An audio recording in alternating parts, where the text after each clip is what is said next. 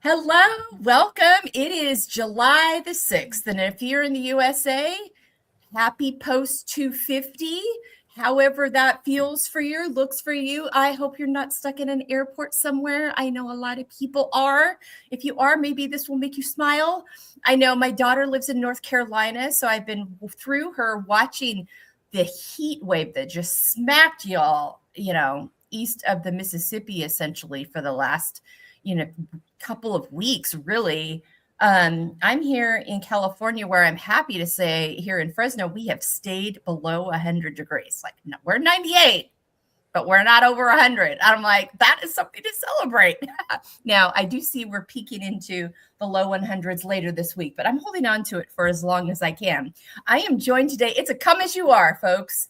I've got my friend Lisa McCourt, Kira Hartley Klinger, and Spetty Rue joining us from throughout the world, literally, on this Come As You Are Monday. We've had a very lively conversation to kick us off. I think in so many ways, this is really the heart of the summer here in the US for sure, where people's vacations are kicking in.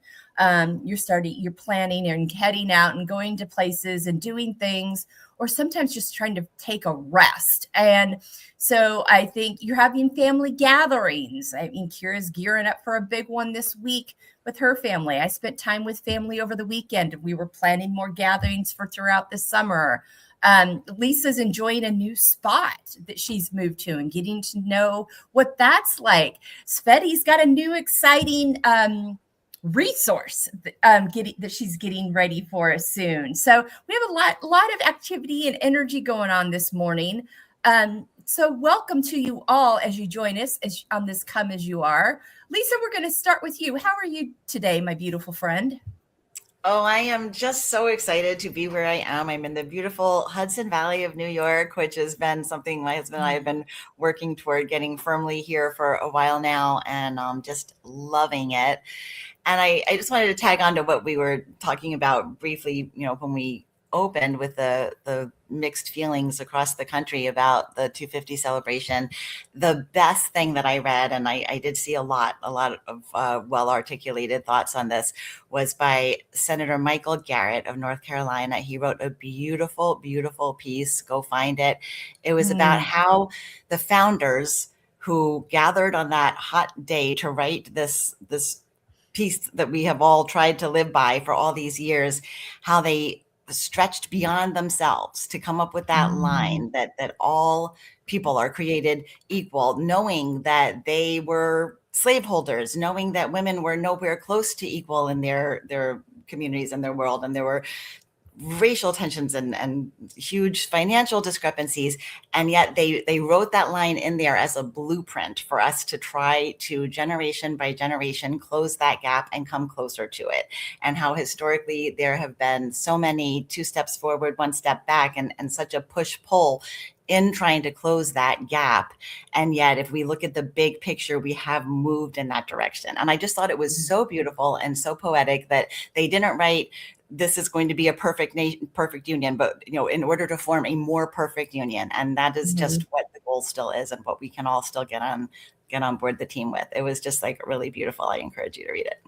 Oh, I'm going to take a look at that. And my daughter's in North Carolina, so I wonder if she knows about that. She's we were talking, she's got a lot of opinions about things that are going on there right now. So she works for NAMI, and NAMI is very tied into, it's a national mental health resource organization. It's one of the top 5 well-established nonprofits here in the country. And she works for the local county's chapter of that as their community engagement coordinator. So she's also very plugged into what's happening in policy wise, because it always seems to impact the work she's doing in terms of people's mental health and having the resources they need in all the communities and all the places, and the places where there's discrepancies in that. And they have a lot of grants that they do to help people try to get the scales tipped in the right directions. And so that's really helpful. How's the move? Like, you feeling more settled? A bit more settled. We moved by pod. There are different ways to move. Somehow we decided pod was So we are here and our pods are not. So we're kind of on like bare minimum, still kind of camping out in and we're in a temporary condo while we're building a house. So everything is not settled, I would say, but we've made Yeah. beautiful friends. There's such community here. It was so easy to become part of the community. And we went to parties on the 4th of July, and that part has all just felt absolutely perfect. The vibe here is the vibe that I have longed for a very long time. So Oh, I love that. Hudson Valley's lovely. It really is. We lived on Long Island for a couple of years, and we would take drives and just do hikes up there just to kind of get out of the city and get out of the, we were in Nassau County, which is very tightly packed. And I love New York City. Don't get me wrong. Like, going into the city on the weekends was like my favorite thing to do. And also sometimes just getting up to the peace and tranquility. And there's such lovely little towns along there, very quaint. Yeah, it really is a cool part of the country. All right. Kira, gearing up, you're getting ready.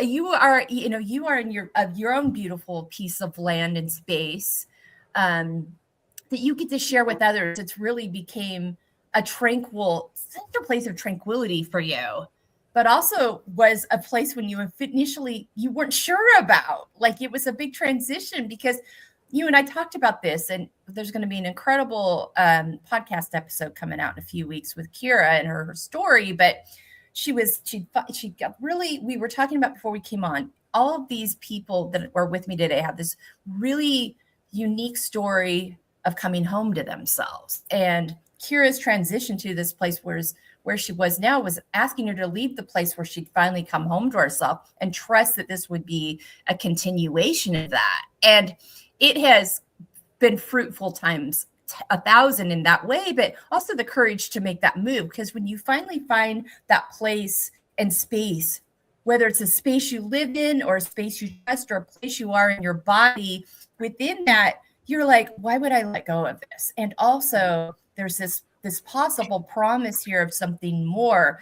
Can I trust that and trust myself? And she did. And now it's created this opportunity to do these amazing things that she gets to do with her family. But I always reflect on that, Kira, that there's these moments in our lives, and you all three have them.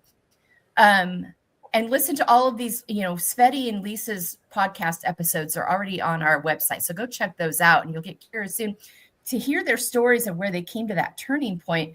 I just think about, as you go into this week today and realize what's possible now, and when on the courage of that decision that you made. Yeah, I mean, I was 44 when I decided to move away from my serenity, the place that saved me after my divorce. All I can say is that my second husband showed up in bike leathers and a Harley Davidson in his photos, and that's what got me dating him. And so here we are. Everybody has a type. But no, I trusted in it, and I made the leap, and we moved into this fixer-upper out here in rural Ohio. And to come full circle on that 250 that we've been talking about, it's kind of interesting. I did a podcast interview with a guy that was 26 in Nigeria. Oh, and wow. We were talking about what I do, because I buy and sell. So I'm always looking at antiques and things like that. And he was fascinated. He's like, the oldest thing, I was talking about my 1956 Frigidaire Imperial stove that's mine, that I use, that I adore. It's my baby, And he's like, wow. He's like, I don't think I've ever seen anything older than like a black and white TV. And it was just incredible to me, because I'm like, geez, the house that I live in is from the 1800s. And he said that's crazy. It was just a foreign concept to him. And so we got into this conversation later on about the things that we want from this life. And the word that came out of his mouth was freedom. And, he had a lot of things linked to that word. But yeah, to hear, because... So yes, we are a rowdy, unruly, ill-mannered teenager right now. But at least for the most part, we have our freedom. So anyway, it was an interesting conversation that I had with him. But yes, I am definitely coming as I am today. I'm in my cleaning clothes. Today is my day of, I guess, denial that the week is going to go by really fast. Today's the day where I am sorting children's books for, oh, well, they've outgrown these. Well, we don't need these. Well, we don't need that. And I should be cleaning bedrooms and making beds. So by the time Friday comes, I'll be rationalizing that the kids don't really care if the bathtub's clean, because that's just they don't. I get, it's like, oh my God, company's coming. And it doesn't matter that they're 8 children. I feel like I have to wash floors and sweep down cobwebs. And, our house has been in renovation since we bought it 14 years ago. And upstairs is all done except for one room that will someday be a bathroom. Right now it's a tool room for the other rooms we've been working on. And the front room is nothing but drywall. And I'm convinced that I'm going to get the first layer of mud put on that room before the kids come. I don't know how, but I'm going to do it. I'll be damned. It's your Jim Morrison shirt's going to inspire you. I get a message from one of the 8-year-olds, because we have 3 6-year-olds, 3 8-year-olds, an 11-year-old, and a 14-year-old this year. So we've been doing camp for 12 years. And I got a message from the 8-year-old last night. Is the upstairs bathroom done yet? Because we managed with one bathroom. And it was like, wow. Laughing emoji, crying emoji. Nope. She realized, I said, I wish. She's like, yeah, me too. I'm like, yeah, because you're hurting, kid. You're hurting from that lack of a second bathroom that you don't get to have for 7 days a year. Meanwhile, we're coming downstairs in our 50s every night, at least twice, to go to the bathroom. So it's like, I don't want to hear that you're disappointed that the second bathroom's not done. So here we are. But I love what you said, though. I love what you said, though, about we as women, we will blitz around the house for these things. We do it before people come for the holidays. And other than making sure the toilet's clean, why am I spending time scrubbing this kitchen that's just going to get annihilated over the next 3 or 4 days? I know. It's those expectations, man. Those expectations we put on ourselves that really nobody else gives a flying flip about. But we've decided. I myself off the hook today, but my best friend helped me with that. So 3 of the grandchildren, they come frequently, probably once a month. They'll come for a long weekend.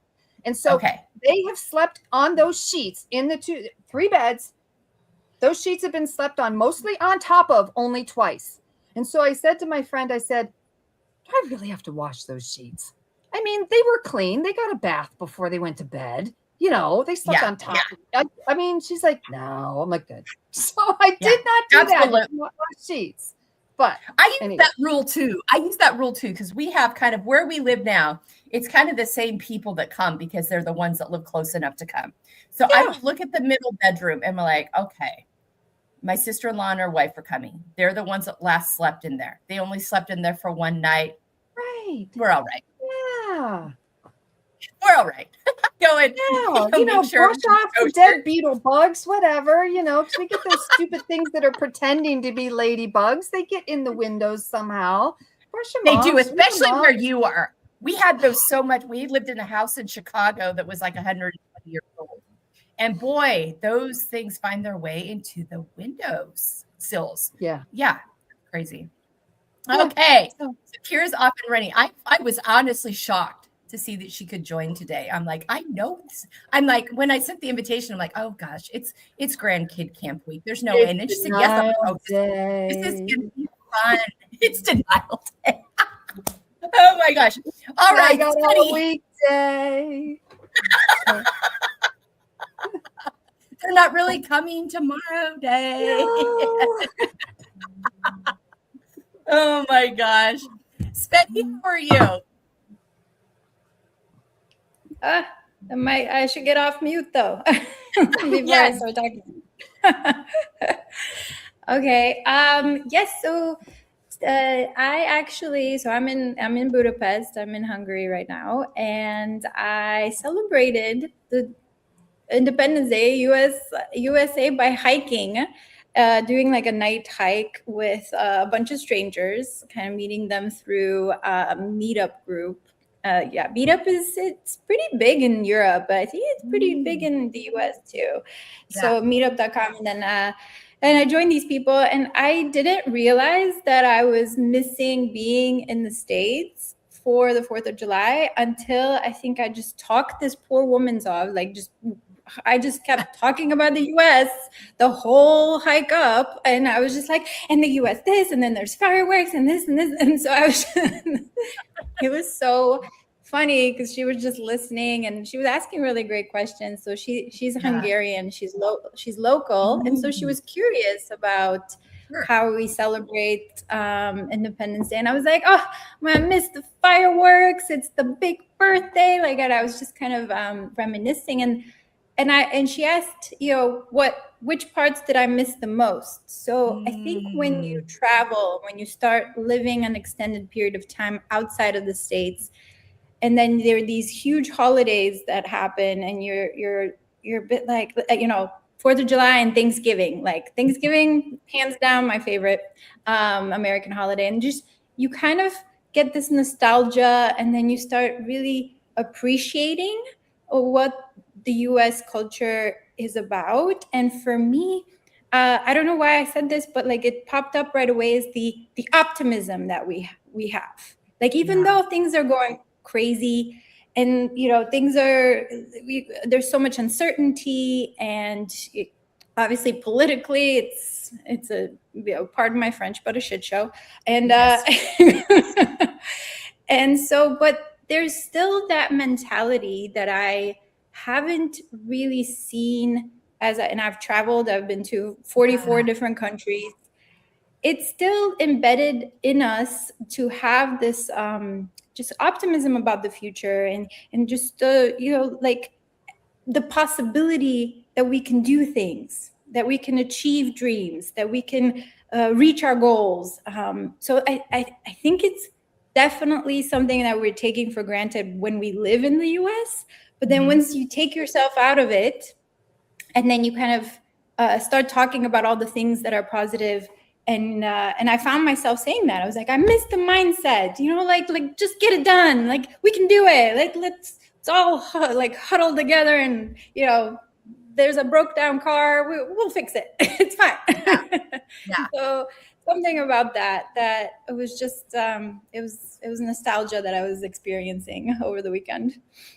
Yeah, I think it's you hit it. It's that hope, because I to kind of set the table here, I started up the conversation talking about my complex relationship with the 250 and the fact that yes, we're celebrating that we're still standing, that we're still a republic, and also really a desire for the truth telling to happen within all of that. Yes, that's true, and also let's be honest about our history and how we got started by taking out a Native people and enslaving Black people to build this country. Let's talk about the truth about that and the damage it's done, and the fact that women, you didn't have a right to vote. Well, if you were a white woman, it was in the early 1900s. If you were a woman of color, it wasn't really till the 1960s. I mean, there's a lot of things I'm like, I just want us to be truth tellers about it. And also, because of the fact that I was born here, there's this mentality that Sveti's talking about. Of course we can do this. Of course we can improve it. Of course we can change it. Like, nonsensical to think any other thing. Of course we can, we can't right the wrongs, but we certainly can have reparations in place that restore and acknowledge. And I think that's a really good point, that when you come around and travel throughout the world, there isn't that same necessarily ideal everywhere of, yes, this is possible and it should be possible. And I think that's what keeps us going. That's what keeps conversations going. That's what keeps these. And, your Sveti shared an example of a friend she has that shared this really idea. And Kira referred to it earlier, that she's like, if you think about it, at 250 compared to the rest of the world, America is in their teenage phase. And I'm like, we definitely are the angsty teenager right now. So continuing, when you go around the world, I every time I travel internationally, I'm like stunned by how much older things are. And Betty was talking about how, where she was born at, things are were founded in 600 to 800, AD, not 1776. I mean, it's just the stark change in that. So I think too, the complexities and nuance of it all. But yeah, I do think it's that hope that keeps us going, that makes it so we are able to continue to be around. Mm-hmm. Yeah, no, I love that, and I'm cherishing it more as I'm traveling, and I have I guess more comparison to compare it to, because sometimes it's hard. It's hard to value something when that's all you've known all your life. It's the status quo for you. Yeah, exactly. Yeah. Like you were saying, like you're just used to it. Like there's no other option. We're optimistic. That's the option, and that's it. Yeah. And then, but when you compare it with other countries and other mentalities, and when I now I'm doing more of a slow travel where I'm in Budapest for 3 months, and I'm getting a bit more embedded into the culture, and I'm meeting more locals. And so you get a better sense about those type of things, the mentality and the culture, not just kind of surface level when you're traveling for 2 weeks. Mm-hmm. And so that's part of I was like, ooh, I'm seeing it a little bit more in a nicer light. So yeah, it's cool. Wow. Okay, all right. So we've made it around the square here. Lisa, any thoughts or questions for Sveti or Kira? Yeah, I mean, we talk about this in my Joy School, how sometimes you need contrast in order to pay attention to something, and as much as the clearly obvious shit show that Sveti referenced, there's just so much when we hang on to the optimism, which I think is waning a lot in our country for a lot of people. I get that that's the American way to be optimistic, but it's like become more of a chore, I think, to hang on to that optimism as you see things slipping so horrifically backwards. But to just really appreciate the contrast, that all of the bigotry and phobias, homophobia, transphobia, all the things were obviously embedded in our culture, just waiting for a leader to green light them. And we can't do anything about an issue until it is brought up to the light. So in a way, that's how we try to approach the optimist, is just like, yes, this is absolutely horrible, but thank goodness it's being brought up into the light, because that's where we can address it. That's where we can heal it. So I wanted to commend that observation, Sveti. And I guess just like how do you all, I mean, I think we're all in a sense like here as sort of fixers, bringers of the light, bringers of what we have decided our little flavor of making the world a better place is, right? Like I can tell that we're all sort of driven by that passion. It's almost like when I pull back to what I know to be like the highest spiritual perspective, we're meant to be appreciating duality. Like, what if this whole plane of existence is about duality, and we couldn't have this fulfilling life of bringing the light if there weren't those creating the darkness? And like, how do you approach that within your own like wheels of expertise? Because I know we're all coming from sort of different backgrounds with that. All right. Who wants to? I know. I'm going to sit on that one here a second. Okay. Sveti, any thoughts? So when you say duality, help me understand that a little bit better. Go ahead.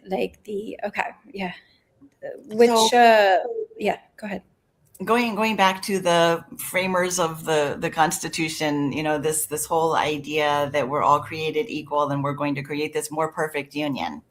It feels like there's been the little bit toward, little bit back, little bit toward, sometimes a big lot back, like right now. And is that the game that big picture spiritually we're here to play? Like it goes back to the thing about like, who would read a book or pay to watch a movie where nothing bad happened? It would be the most boring thing in the world. So like, we're all sort of working toward this envisioned utopia that what if that's just not ever meant to be the case on this plane? Can we appreciate that we're here to bring the yin to the yang, or the yang to the yin? Yeah. Yeah. Okay. No, I understand now a little bit better. And I say that it's necessary for growth. And what do I mean by that? It's for me, I think I had to experience my own burnout and my own sort of this lowest point and this desperation in order to grow from it, in order to bloom again, in order to find the right pathways for myself, find that alignment for the rest of my life. And I needed that, like that push and that challenge and that resistance, if you'd say. I think it's all part of that not like game, but the overall plan, so that we can grow and we can continue to build on top of on our foundations. And so it's necessary. I think it's necessary to have both of these. I think some things are a bit too much, so you don't need that much resistance. Mm-hmm. Like when things are going really, down and down and down, you just keep going, like, okay, like where's the balance in this? And so you're not seeing the overall, like you're kind of not seeing the light sometimes, and you're like, why am I having to suffer so much for so long without any positivity? But then somehow you kind of keep going, just waking up and just taking those small steps, and then the light starts to peep through and it starts to come through. And then that's the beautiful balance that I think is happening. Yeah. Okay, Kira, hold on. Before we go to you, we've got a listener here that she said, for me, it's not about optimism. It's holding a vision of the country we want, not just focusing on and pushing against and hating stuff. I love that line at the Silver Nightingale. Thank you for commenting on it's holding a vision of the country we want. I think that's a great motivator of like keeping that out front of you, because I talk about all the time, we got to feel all the emotions, we got to let them move through, we got to feel the anger, the sadness, the frustration, to make room for the joy and contentment and hope that we need. We got to allow space for all of that. And for me, it's such a reminder is I really bring the sense of freedom always back home to it starts with you doing the work of owning and believing in who you are, acknowledging all the bumps and bruises, accepting and embracing all the layers and pieces and parts that make up who you are, that then allow you to function from your healthiest, authentic self. When you know yourself well and you value who you are, and you don't hold yourself hostage to those things that don't go well, and you're able to embrace them, accept them, acknowledge them. You don't have to love them, but just an acceptance of that. Then we prioritize what we value, and we value, and we make sure that we're filling our life with activities that nourish us, to fill our cup, so we're fully resourced for whatever it is we feel in alignment to do. We're setting the healthy boundaries. We're having the hard conversations. We're living from a place of our values instead of societal expectations. And that creates that inner individual freedom that then enables us to do the bigger work of sharing that message with others. But it just reminds me that the thing I can do is remind, and I work with women, but I was talking to a friend the other day. He was actually taking a look at our website, and he's just got a great eye, and I trust him, and I wanted to bring in a different perspective. And he reminded me, he goes, I didn't know I needed what you have until I listened to you today, until I took this dive into your work. So I work with women, but this applies to all of us. The coming home to ourselves, what I have really, and knowing who we are, that enables us to do the bigger work. And if we could lead from that perspective, if each individual could do that work and lead from that perspective, it really just changed the way people lead and see others' humanity. And so it's just a reminder of like coming back home and reminding individuals that it starts with you. And before the big shifts in the world can happen, it starts with each of us individually in doing that work in ourselves. Okay, Kira, go ahead.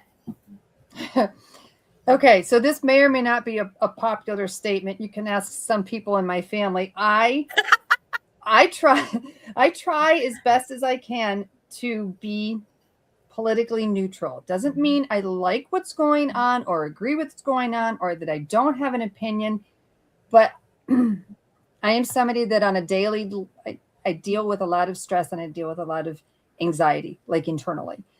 I have people in my family, people that I love on both sides of the coin. And so it doesn't matter who is the current president. There's always somebody in my family that has a whole lot to say about that person and about what's going on and about the state of the economy. And I have a strict no politics rule in my house. I mean, I've like been on the borderline of throwing people out. I have gone in my bathroom and shut the door because I can't handle it when two people that I love go at each other's necks like that. I can't handle. And my mom, love my mom to pieces, but she is, she's 83 years old. She is so emotional about the state of the world. Her phone dings 24 hours a day with the latest thing that happened in this country or this state or this town. And she's crying all the time. And I've tried hard to have conversations with her that, look, Mom, I don't like bad things either. Bad things have been happening since the beginning of time, and bad things are going to happen until the end of time. It's what we do with them. I said, but you can't spend all your energy focusing on every single bad thing that's happening because you're never going to come up for air. And so I've hurt her feelings, and I did not meant to, but it's hard for me to see her cry so frequently. It's like, it's not that I don't know that there's so much bad out there, but I also know there's so much good out there. Yeah. And it's finding the balance, because I couldn't live my life that way. I could not be stressed and crying 24/7. I have to be able to embrace the good that I have, and to see the good that I have, and to see the opportunities that I have, and the ones that I have that I want. And it's not that I don't have empathy, and that I'm not going to try to do what I can do for my fellow man. Absolutely.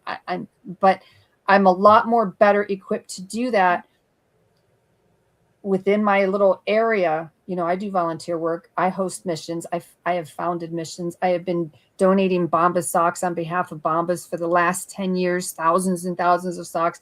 I take our chicken eggs to the soup kitchen and to the food pantry.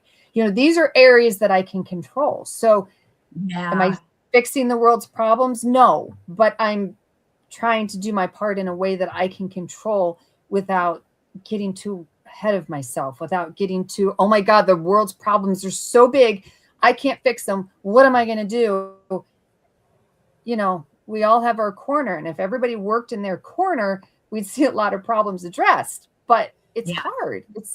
It's a hard dynamic. So yeah, that's about as deep political as I get. but I think but even within that, you've set a boundary of like, listen, in my space, in my house, this is how we're going to function with each other. We're going to treat each other with kindness and respect. It also leaves you open to the stories that go, for me, whenever I feel myself getting judgmental about anything, and I can be very judgmental, I'm very opinionated. My trick that I learned with I got to credit my therapist 6 years ago. She's like, I want you to, and it started with my own work, and I couldn't do this with others until I was willing to do it with myself. You all have heard me say it, curiosity coming in rather than the judgment. Like, I'm feeling very judgmental about this situation. Can I invite curiosity into the situation so I can reframe it and see it? Because if we don't stay fully resourced, if we allow all these things to steal our joy, and this is really where your work comes in, Lisa, we can simultaneously live with the angst of all that's going on, and what can we do in our corner, and also not. Joy is really an act and I did not coin this. This was from somebody much more famous, possibly Audre Lorde. I'm not going to get that right, but joy is an act of resistance against all the angst in the world. Like, you will not steal my joy. You would not steal my corners of contentment. And also that refills me and resources me. Me just sitting here in angst all the time and crying and feeling hopeless does nothing to move the needle. And it's not the kind of life I want to. That's not how I don't want to move forward like that. And so holding the nuance of all of that. Our listener, the Silver Knight, will also put in, and also what Lisa is saying about surfacing things so we can heal them, and also focusing on all the great people doing great stuff right now that Kira commented on. This is an example of the nuances that exist. This is what I'm really talking about when I talk about layers. Lisa, did that help? Oh, absolutely. Yeah, no, everything has dovetailed, I feel, beautifully. And yes, Kira, that is like exactly what that's the sweet spot that we have to find, is like, how much do I have capacity to hold? And then making boundaries around that, because we're all going to have a different capacity. And then being so active in your flavor. We're all just beautiful little snowflakes. We're all individuals, and we're all going to have different contributions, and just knowing that you are filling yourself up, making your contribution, is exactly what the journey is, I think, for each of us. So yeah, I applaud all of that. It was like, get to the quote, if we all swept our own doorstep, the whole world would be clean. It's like, if we take care of what's going on within us and our immediate surroundings. Yeah. Yeah. All right, Kira, to you. Any questions or thoughts for Lisa or Sveti? You mentioned, Sveti, talking about missing the fireworks, and I honestly, I had to laugh. I mean, I spent the 4th of July. Now, we've been prepping prior to today. We did over the weekend. We had some catastrophes over the weekend but anyway, we wait to the last minute, I feel like. But I spent the afternoon on one of the kayaks in the middle of the pond, checking the water depth, because I'm trying to make perimeters. We bought this incredible water trampoline, is the new thing this year. Every year we try to get something new. We've already got a pontoon boat that has a water slide on it, and we also put a diving board on it this year. That was its own fiasco. But I'm out there on the pond checking water depths, and my husband's up there waiting. But, once upon a time when we were, I don't even know what the word is, crazier. We used to also do a 4th of July party here for friends and family. And then camp week would be like 3 weeks later. I don't know what we were thinking. We did it for a lot of years. And we'd have really, really nice fireworks over the pond. The last year we had it, we did the fireworks, and we had a mare, a horse, and it scared her so badly that she ran through the fence and took off. And we didn't even know she was missing for it was like a half an hour before we knew she was missing. So we found her about a mile down the road. It's pitch black because I live in the middle of nowhere. It's rural. So we're out there with flashlights trying to find this horse, who, by the way, is also going blind at the time. So we get her back home. She's all banged up, but she's alive. She's fine. She's well. So that was really the last year we did it. Because I'm like, okay, clearly we can't do fireworks anymore. So we lost her about a month ago. I had to have her put down. Mm-hmm. So now the only horse that's left is her son. And her son, I've had them for 17 years. So he's 17 years old because I got him when he was just a baby. And he, they're like people. They mourn. They're herd animals. And my dad passed away a few weeks before she passed away. So my horse and I kind of have this little bond. It's like he lost his mom, I lost my dad, and we're both trying to figure out how to live without the other one. But anyway, so he's out here. He's all by himself now. He's the last horse. And we're laying in bed because we're old fogies and we go to bed by 9, usually by 8.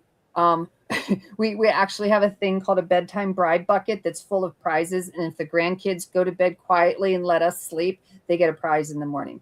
I have no shame. It is the bedtime bride bucket, the BBB for short, and it worked. Even the 14-year-old can't wait to pick a prize in the morning. So anyway, we're in bed. It's barely dark. We're just falling asleep, and the fireworks start. And our neighbor across the road, I don't know, he's got a whole arsenal over there, and they just won't stop. And all I could think about is my poor horse out there. I'm like, he has got to be flipping out right now. And I can't get annoyed because we did it for years, but I was annoyed.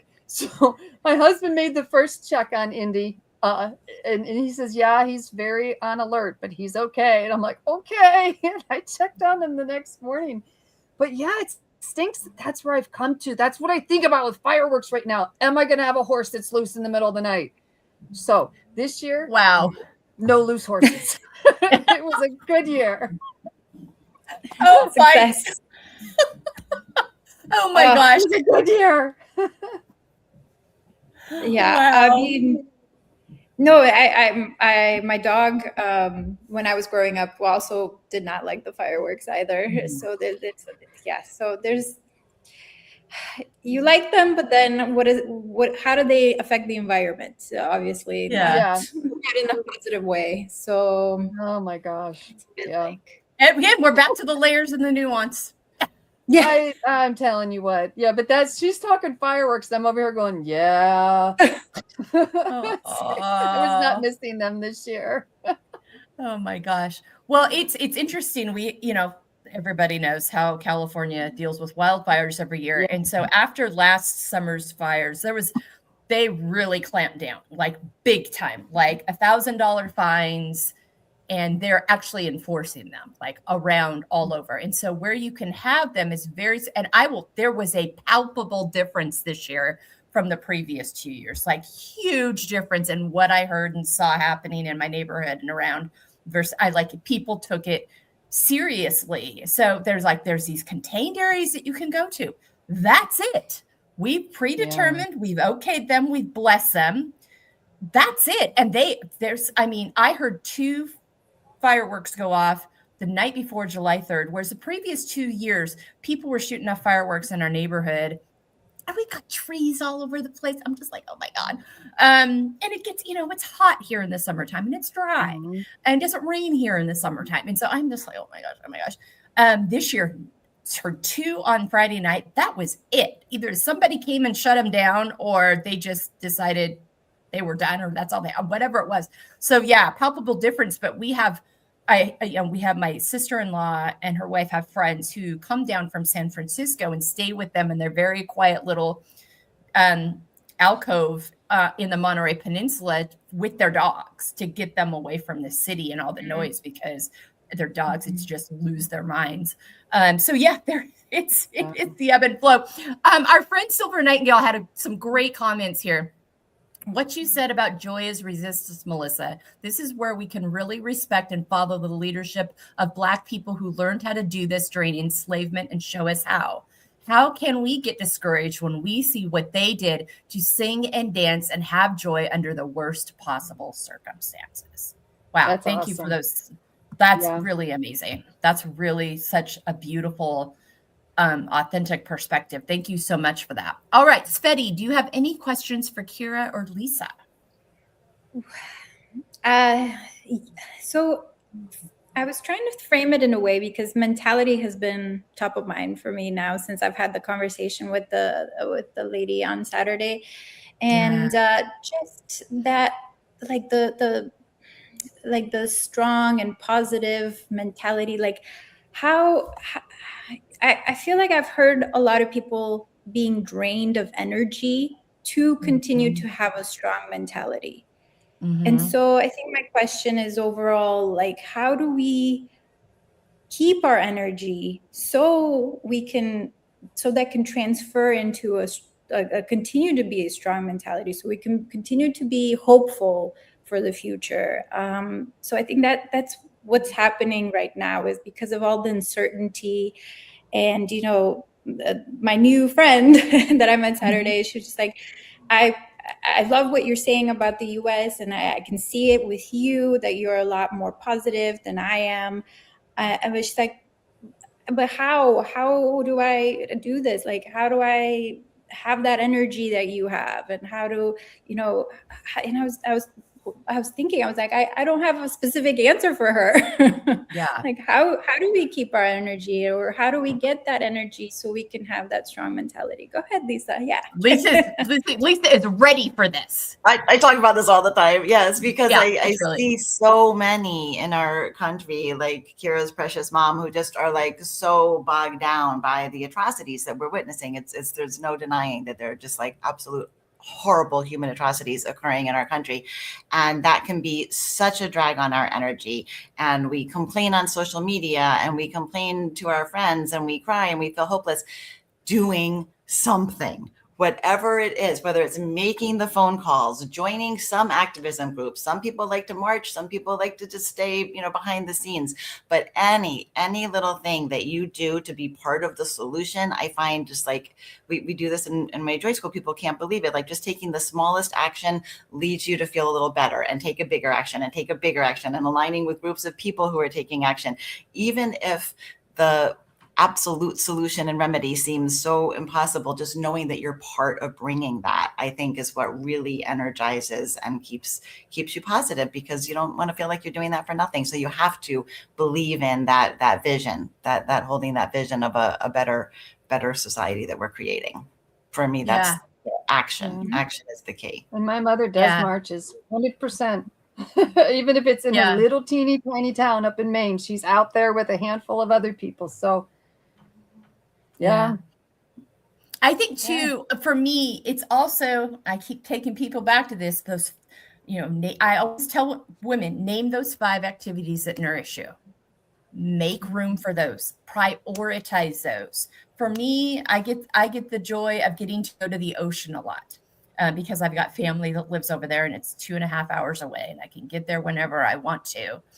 And so right now in this season, that brings me a lot of joy. Ocean walks, sticking my feet in the ocean, just listening to the sounds of it cleanses me. It settles my nervous system. On Saturday, we have a pool. I'm very fortunate we have a pool. So on Saturday afternoon, before going off to the baseball game and all that stuff that we did, I laid in the pool and I played my favorite music, and I just let the sun rest on my face and felt the water and settled. So what are those, sometimes, some days it's journaling when I'm just like, need to get the words out, making room for those things that personally fill your cup, so you can go out and operate from a full space. And also it allows you those moments of joy, those moments to settle and rest, those moments of contentment. And we have to get rid of this idea, there's so much bad in the world, I can't feel good. No, that's what the bad wants you to think. The bad wants you to live there, because when you live there, you're getting hopeless. Absolutely not. We have to actually be willing and find the places that bring us joy, just for joy's sake, just for fun. I'm going to the ocean today and breathe it in. No one's getting better for this except for me. My family would argue they get better for it because I'm in a better mood after being there. So maybe your circle does win, really, truly. But the world wins, because now I've got the energy to come on with you beautiful people and have this conversation. I've got the energy tomorrow morning to do an Empowerment Tuesday conversation to remind people of, we're talking about summer body expectations tomorrow. We know that's a loaded topic for women. We're going to talk about that and bring hope into the conversation and find our freedom within it. So for me, Sveti, it's that you do it by honoring yourself with this travel and the people you meet. Like your stories, I could listen to you all day. Talk about the people. I mean, every time Sveti's on, I'm like, oh my God, I love this one.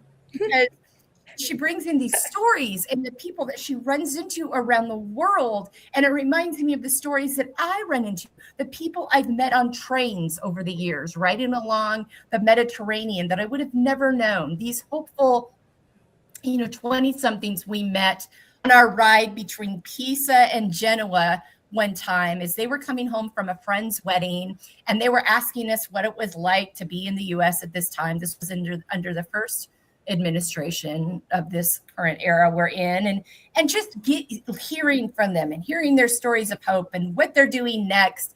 And I'll never see them again. But what an enriching conversation that was for that hour and a half period that I got to share with them. So I think that, for you, when people ask you that question, it's like, I get to see the uniqueness of humanity every day. But it really comes back, we can't all travel like Sveti, and that's not all of our calling. Come back home to your values. What are your values? Right. Live your line in alignment with those values, and make space to fill your cup with those activities that nourish you. And that allows you to keep moving. Yeah. And I wanted to tell her that it's not impossible. I feel like with most people, they say, oh, and I've heard this quite a bit. It's like, oh, but Sveti, that's you. That's because you're brave, and that's because you're courageous, and you have balls of steel, and I've heard all types of all types of stuff. And I said, like, guys, I took small actions, and it just continued to stay in alignment with who I am and what I want to do. That's that. Like, I'm not a genius. I'm not that brave. Like, really. Yeah. And that's what I was telling her too. And and it's about most people just believing in themselves again.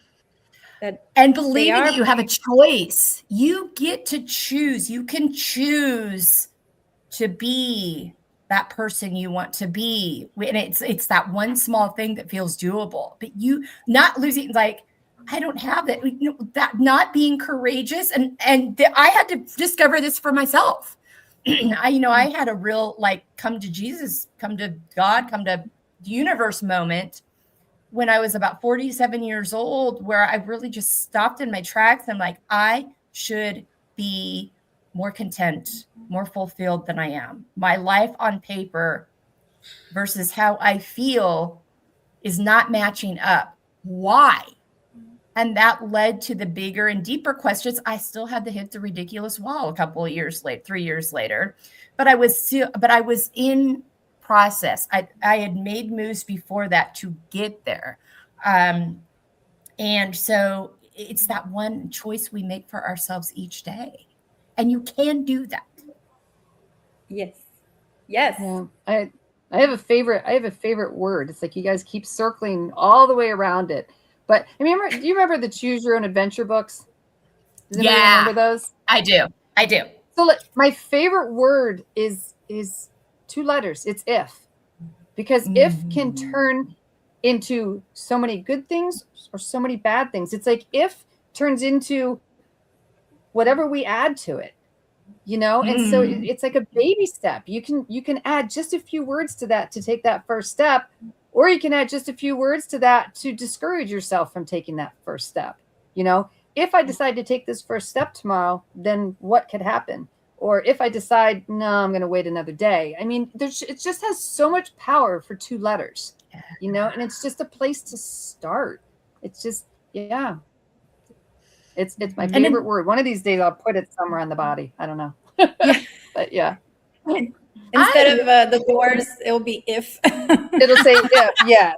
Yes, I don't need to tattoo Jim Morrison, but if I could put somewhere. I love that. And it's another example of, it's not about the size of a word or the size of something. It's about the capacity. It's a possibility that exists. Yes. In 2 letters. Wow. Yeah. Oh, thank you for that. That was so good. Oh my gosh. All right, ladies. I love these come as you are conversations. I never know what's coming, and it's always wonderful. It's always magical. I always leave it feeling fulfilled and ready for the week. So as we wrap this one up, we're going to go back to Lisa. Lisa, one last thought and where people can find and follow you. Oh, thank you. I'll start with the easy part. It's just my name. LisaMcCourt.com is where my Joy School is. I used to have podcasts and radio shows. Some old episodes of those are there, but I don't have that anymore. And any live events are always at LisaMcCourt.com. My final thought, I think, would be just to try to keep that awareness of microcosm, macrocosm. We've talked a lot about what's going on in the world, and you spoke to this briefly, Melissa, that how it really all starts with us within. Kira talked about keeping her own doorstep clean, and just, I think the more we can hang on to that, the more we can stay in that optimistic, joyful spot that Sveti's been reminding us Americans are supposed to embody. It's just like microcosm, macrocosm. We are, in the grand scheme of things, moving humanity forward, even when it feels like we're sliding backwards. Thanks for being here today. All good to be with you. Oh, you too. All right, Kira, how about you? Oh, okay. Yeah. And, I love the whole Joy School thing, because one of my other favorite expressions is to choose joy. And so if you wake up with that intention every day, no matter what happens today, I'm going to choose joy, because, there is so much to be thankful for, and so much opportunity. Yeah. I mean, I think all of us started with a vision and we all pushed through it. I mean, we're all very different people, but we all got to a place where we're also feeling very content. Not every day, not every second, but we have found ourselves. And at least at 58, that's huge for me. So yeah, just keep taking steps forward. I do not have a fancy web page because I'm much too busy getting ready for camp for that. I do have an author page on Facebook, which is under Kira Hartley Klinger. LinkedIn is also under Kira Hartley Klinger. You can find me on Instagram under Dot Oddity, which is also my Etsy store name. Or you can just have a lot of fun with it and Google my name, and you can find me all over the place. So I'm really good at tagging things. Oh my gosh, it's my husband's favorite thing to do. Let's just say, tag my wife. Go ahead, just do it. Like Google her, do it. And so anyway. It's like a game. Oh my gosh, I love that so much. It is. It's like I'm holding my breath for that one bad thing that finds me, so that starts popping up when somebody goes. That's like, no, don't Google me. Don't. But for right now, it's kind of fun. But yeah. Anyway, I love that. So good. All right, Sveti, how about you? Yeah. Well, just to add, like, so hopefully Google doesn't show up with like your like AI, your face on someone else's body or something. Like, I'm waiting for something weird to happen. I really am, because AI messes so much up right now. I don't even know where to begin. So it's coming. Yeah, who knows? Like, I was like, yeah. Anyways, yes. So Sveti Rue, I do have a fancy website. Sorry. Oh, congratulations! She doesn't have any grandkids coming this weekend. No, she's not even old enough to have them. I mean, getting up there, but some people in other countries, and my age. It's but true. anyways, yeah, so some people have kids and grandkids very, very young. Yes, so Sveti Rue, SvetiRue.com. Also, you can find me on Instagram is the same thing, YouTube the same thing, Sveti Rue. I also am, so I was telling Melissa and the rest of the girls that I am coming up with a photo book. So the all the travel photos that I have, and then the photo book with stories along with a guide to have. It's called 21 acts of small acts of courage. And so that's exactly what we were talking about, is just taking those small acts. And that's what I have for everyone listening today, is that if we can just focus on what we can control, those small actions that we can take to fill up our energies, to fill up our joy, and that's going to help with all this uncertainty that we're all feeling. It just live and preserve our energies. And so it's all on the websites. I cannot wait for that. I'm so excited for that. Thank you so much. The timing of that, so beautiful. All right, ladies, thank you so much for joining me today. Listeners, thank you for tuning in. The Silver Nightingale, thanks so much for participating in your wonderful comments that added to this conversation. That's a great reminder of people. You can listen live. You can listen later. This is on our YouTube channel. You can listen whenever you want, but you can listen live and you can share your experiences and your comments. And she just commented, thanks so much. This was good. I love women sharing wisdom. So do we. That's literally why we do this. That's literally why we're here. So thank you so much for being part of this today, so you can be part of the conversation with us. So have a wonderful week. Take good care of yourselves. And remember that you are worthy, you are valuable, and you get to choose. We'll see you next Monday here on Together We Feel.